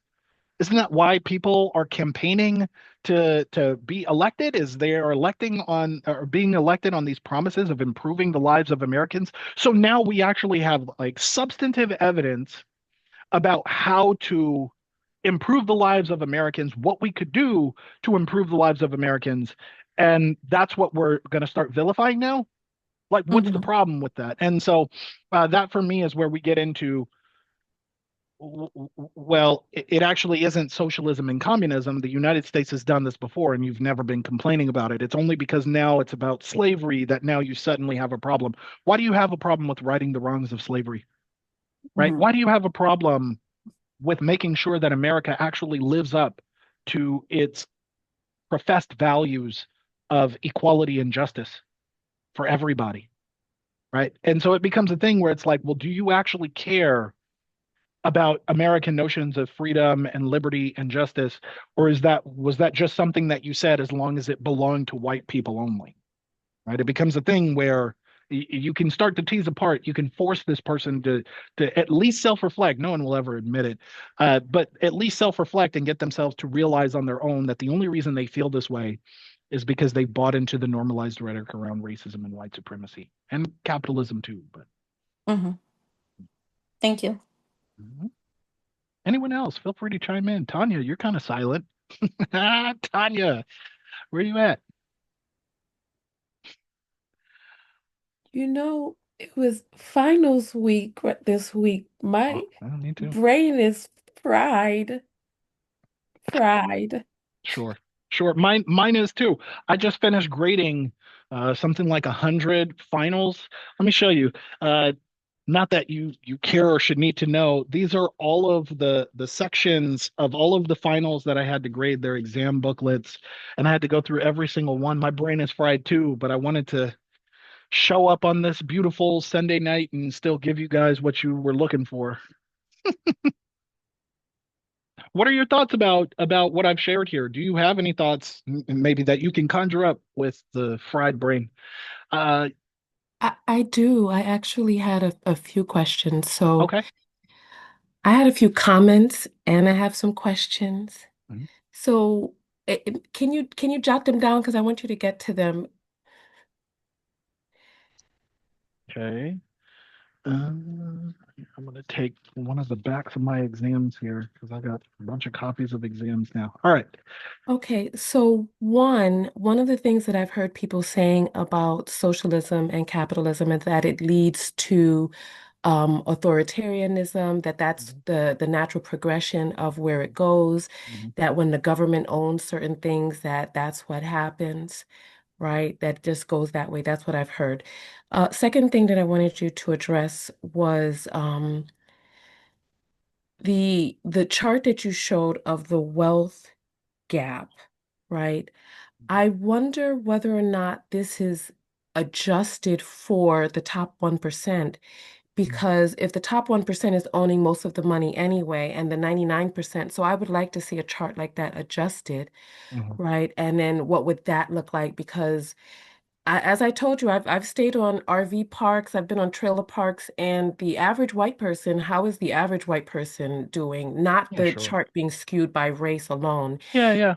And then the third thing I wanted you to address was what would reparations look like if, because I'm in a Black Studies class myself, and from what it is that I'm seeing, the records that were kept of who was whom and who was actually taken through the transatlantic slave trade versus came here another way, like the Mhm, records were not kept. So mhm, how would you be able to repair people who there's no like how do you know who is who? And then how it does, so like, okay, my people are from here, Mhm. but how many of my people were enslaved and who has those records? Yeah, Because I would like some money. yeah, yeah, yeah. Of course. Caleb, you'll be next. I see your hand. Um, okay, so the first thing around the argument that socialism and communism leads to authoritarianism, is that not where capitalism is leading us right now? Right.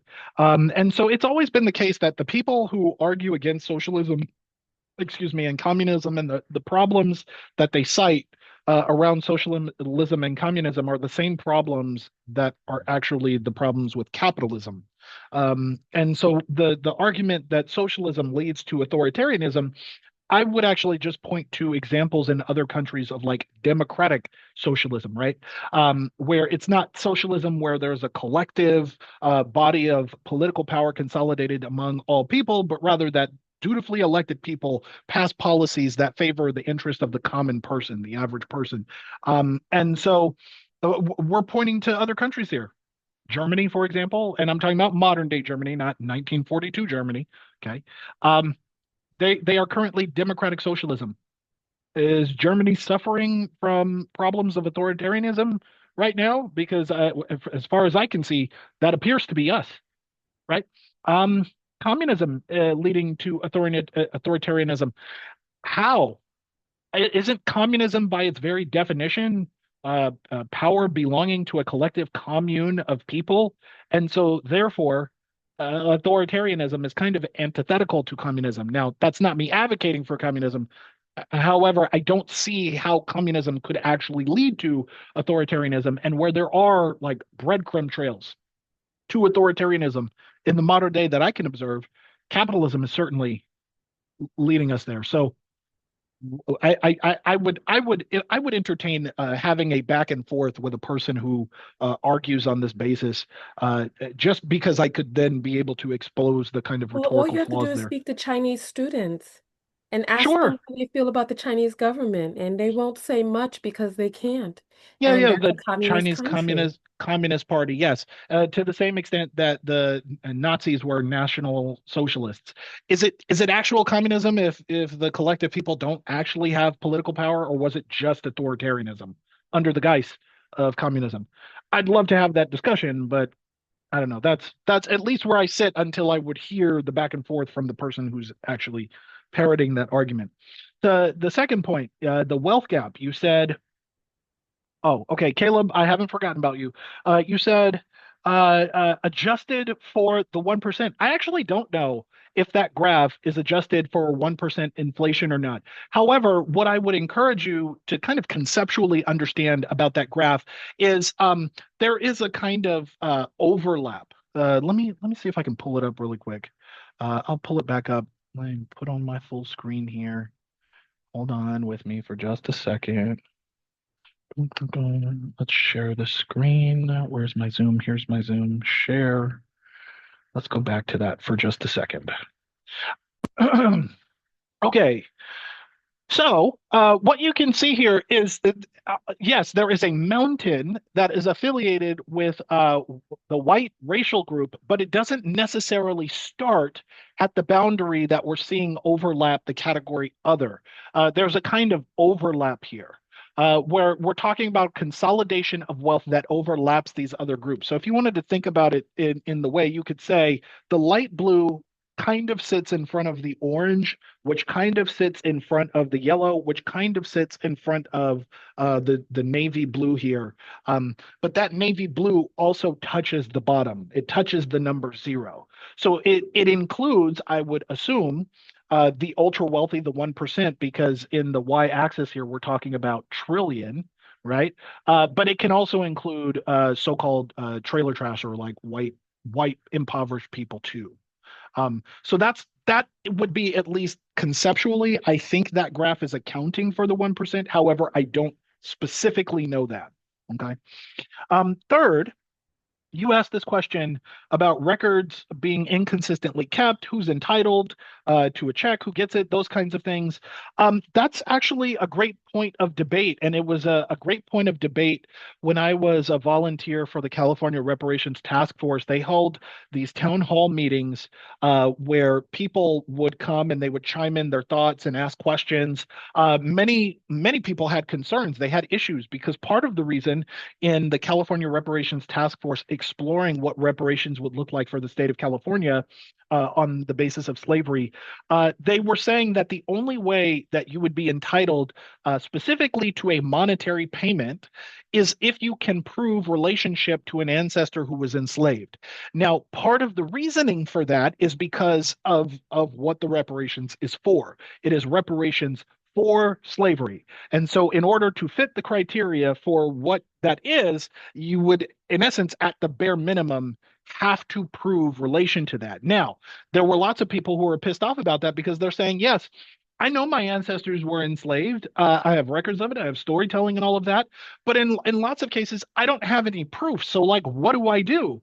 And in a in a not so mean way, I'm kind of being short and frank here. Um, they basically acknowledge that yes, that is a complicated issue, but at bare minimum, in order to meet the criteria of eligibility, you would have to at least do that. So it does imply on its own, at least based on the way that they answered this question, that there are going to be people who fall into the cracks because of a lack of adequate documentation. Um, and that's not going to satisfy a lot of people. But if you were to move forward, which to some extent everyone wants, then you have to have some substantive eligibility criteria. And by virtue of establishing that criteria, it will implicitly cut off certain people, and not everybody's going to be happy. And this was one of those things where they were saying, you just have to do that. And if you can't do it, I'm not sure how we would be able to get that to you because we wouldn't be able to differentiate a fallacious, uh, um, fraudulent claim from a valid one. So it was an unsatisfactory answer for a lot of, especially a lot of Black people in the town hall meeting. They were really pissed off about that. They were also saying, some people were saying, um, maybe their ancestors were Caribbean or were immigrants or something like that, and over the course of generations have suffered some of the same problems, the downstream consequences of Jim Crow and racial segregation. Why are they not entitled to reparations in that regard too? And it created a lot of very complicated questions and conversations around this topic that are not easy to unpack, at least on my own. So it's not a satisfactory answer for you at all. But to my knowledge, that's where the bare minimum gets established is you would at least have to do that, and there's going to be people who can't. Sorry. Okay, well, I'll Yeah. I'll just say this to just follow up. Because I'm Caribbean American, and Mhm. so I believe that people from the Caribbean are entitled to reparations under the Crown. So we would be getting reparations from England. Mm. Yeah, that would be the thing too. In the exact same way that Israel is getting reparations from Germany to some extent, I believe the reparations would have to come from multiple sources because there were multiple countries that were complicit in the transatlantic slave trade, but England being the primary driver of that trade, right? Um, yeah. Germany, isn't Germany having a rise in what right-wing fashions? Yeah, to some extent, I think that might be the case. Is that represented in their elected leadership? I'm not familiar with German politics, so please correct me, educate me too. Let's have that conversation. Let's discover the truth together. Correct me if I'm wrong about something. I'd love to be Yeah, corrected. Elon Musk was over there in Germany getting things popping. I think it's called the ADP or something like that. Yeah. Oh, I'm not sure. Okay, all right, sure. All right. Oh yes, it has a huge history stemming from the unification of East and West Germany. So with the unification of East and West Germany, are we talking about a kind of tug of war over nationalist socialist politics and democratic socialist politics? Can you elaborate, Stephanie? You're muted. Sorry. Mm, Thought I turned it on. mm, Um, yeah, the political party that won this last election, there are five political parties in Germany. the political party that won includes the neo Nazis. Mm. So it's so wide, it's so conservative, it's got a wide range of it. And so my friend who lives in Germany, um, she's an expert on the unification of East and Western Germany. And when they were united in 1990, there's a lot of issue with capitalistic Western people coming in and taking over everything Eastern German. Mm. And there's still that tension today. Okay. Um, Is that a my direct consequence of socialist policy, though, or is that a direct consequence of their democratic process? Like, what could you help us to make yeah, the connection to socialism because well, these people were elected? right. When you live under communist rule, you get used to they're like Eastern Germans aren't afraid of people like Donald Trump, Mm. authoritarians, because they've lived under it, right? So the threat to Germany right now, I don't know exactly. I'm not an expert in this, but Okay. it's like it's because there's so many different political parties that the neo Nazis are part of one of the winning party, that's why they're getting a voice. But I would say the majority, and my friend would say the majority of Germans do not feel the same way as us Americans do about Trump. We don't Sure. agree with that white supremacy. Mm. But there is this fear of immigrants in Germany too, that Okay. they're afraid that people are going to take away what German they culture, really yes. already have, right? Yeah. So it's the same in that way, yes. Okay. Okay. Yeah, Yeah, sure. I don't knock that exists. I would love to see the connection to socialism, like the idea that like you could have healthcare for all or free college tuition somehow meaning, well, better elect a right. Nazi. Like what's the line of continuity there? And although perhaps my question may sound as if I'm proposing it in an absurd a sort of absurdist way, I genuinely mean how maybe spell out the connection for me. How is it that people receive benefits from the government that makes their lives better and so therefore feel a political inclination to lean into authoritarianism? And I'm not necessarily saying I'm not putting it on you to answer that, Right. uh, but in order for us, like just because far right wing politics exists in Germany doesn't necessitate that it has to do with the socialist policy in the same way that we're seeing far right authoritarianism and the rise of it in American politics, but we're not socialist at all. So it just becomes a thing where it's like, can we spell out the pathology that leads to it? And how does that connect to socialism, which I'm proposing as just fair and equitable policy with regulations and municipalities that contribute to the sustain of stable livelihoods among a collective, right? And so Right. that's where I'm at. But we've spent a lot of time detouring, and I want to get back to Caleb. Caleb, you chimed in a little How's it while going, ago. Dr. Doyle? Thank you Hey, for having us in this yeah, lecture after your busy semester. mhm, Much appreciated. of course. Um, I guess the burning question that I have is what it's a tough one, so get ready.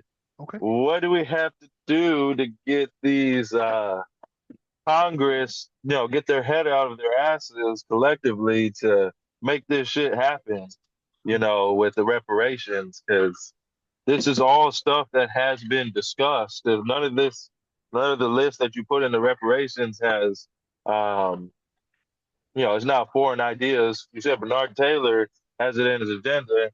Hopefully he wins because, we need more voices like his. But I live in Texas, so I'm kind of used to, government not working for the people and disenfranchisement all across the board.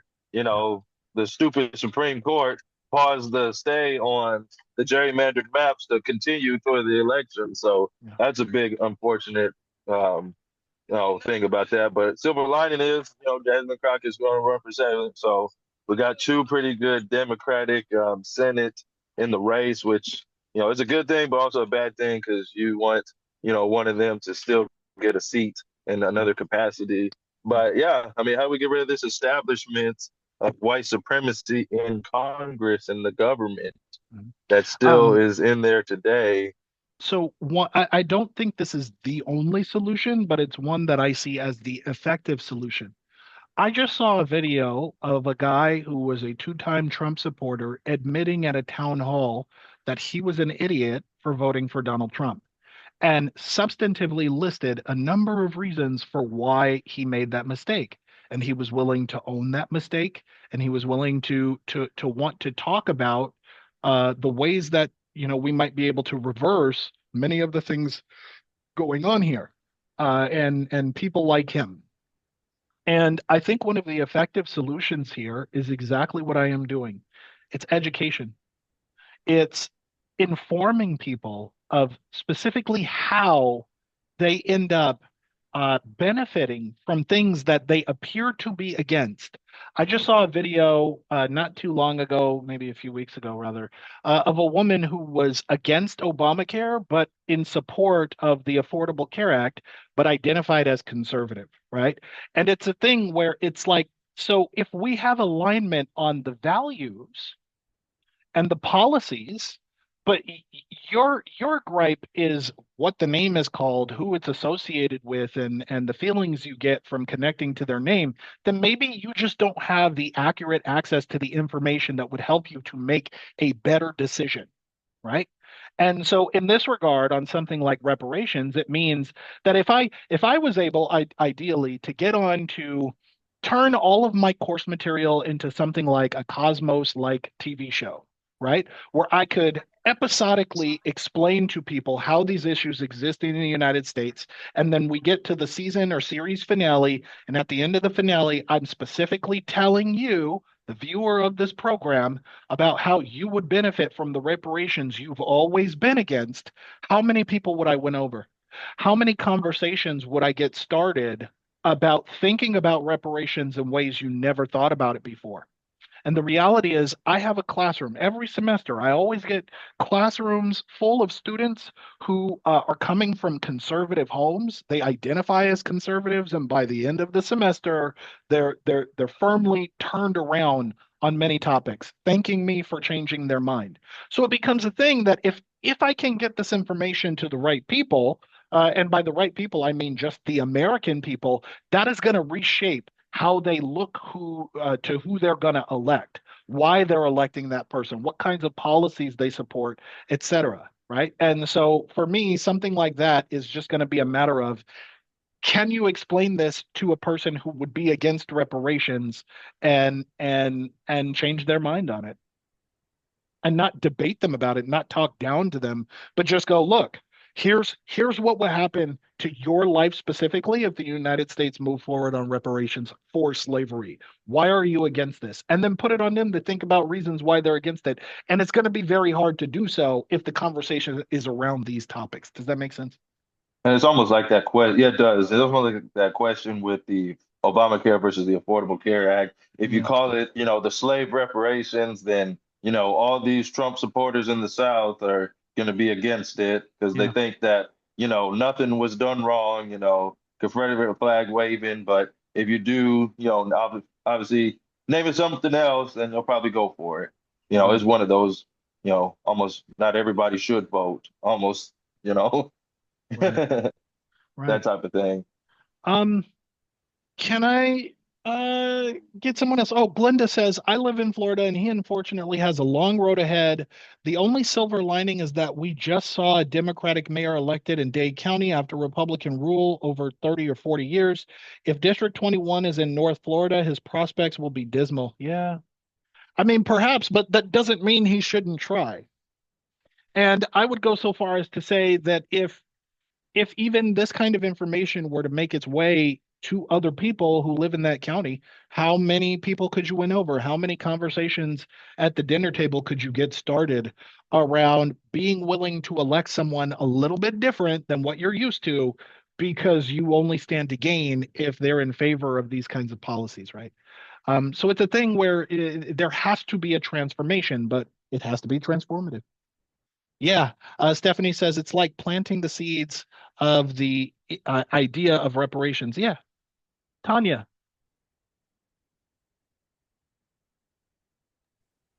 I just wanted to chime in kind of at the back end just to say that what I learned in my Black Studies class about the whole watermelon thing is that after emancipation, there were subsidies given to Black farmers to be able to grow Or watermelon, watermelon. Hmm. and that the white farmers were or the white Southerners were very angry about the prosperity that Black people were gaining from the sales of these watermelons. So they decided to kind of assassinate the character of watermelons, so to speak, to make it a low class, um, N-word kind of fruit.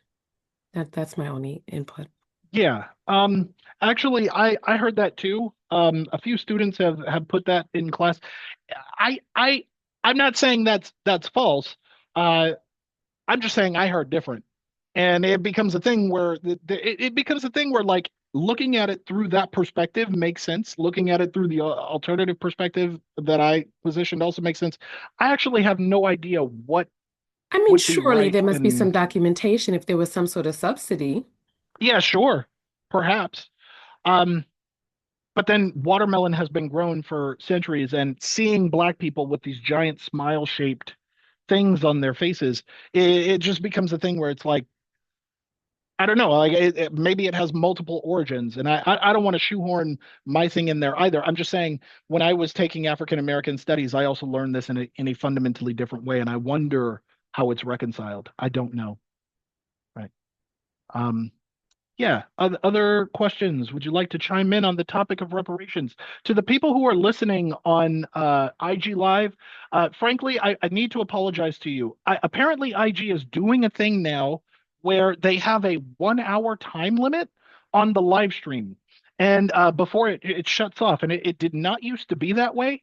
So I completely apologize if most of the topic of discussion got shut off or something like that. What I will be doing is I'll be uploading this discussion to YouTube tomorrow before we get started, and before I get started, rather. I have a busy day ahead of me, so you'll be able to hear everything that you missed. And I'm genuinely sorry if you missed out on a large substantive portion of today's lecture topic. Tanya, Oh, oh, you okay, had your yes. hand raised. I don't know. Was that Yeah, so okay? I I wanted to just kind of put this in there because I feel like this was what did it for me in terms of reparations from what it is that I learned in my class. So a professor came in, we had a guest lecture who showed so when the White House was built, there were people who got bids on who was going to build it, and there was a particular guy who ended up getting the contract. And what he did was he leased out his enslaved people to work, and she showed the timesheets Mm, and she showed his name on there, and he was collecting the funds that were being paid for those workers. He was collecting it. And it was when I saw this that I was like, oh yeah, these people need their money back, like run them their money. That's what really kind of did it for me to conceptualize it in that way. I think that you're doing a really good job. Like one great thing that I have kind of gathered from your videos is showing that guy who's the owner of like this the football team and showing Jerry him in those Jones. 1960s Yeah. pictures, Yeah. that really kind of also put some pieces together for me. So I just wanted to Sure. add that. Yeah, sure. And I should preface by saying as we near the end of discussion here, because this is essentially the end of race in contemporary society. The lectures don't stop. Okay, so next week we are pivoting to a different course. This course is Intro to African American History. Okay. And I will be uploading on my Patreon copies of the chapter of the textbook that we will be using. I'm not necessarily giving you homework. However, if you would like to do the reading before you come to lecture or something like that, you'll have access to the textbook. The textbook we're using is no longer in print, so I don't necessarily have a problem with scanning it and uploading it in the way that I'm doing. Even though people are donating to my Patreon, you're not necessarily paying for access to it, so I don't think I can be sued. Chris says, "Please give me homework." I mean, maybe I will. Part of this is we're going to be having substantive discussions. But the point is, in pivoting in this way, I think there's lots of people that have never had an African American history course at all or exposure to it.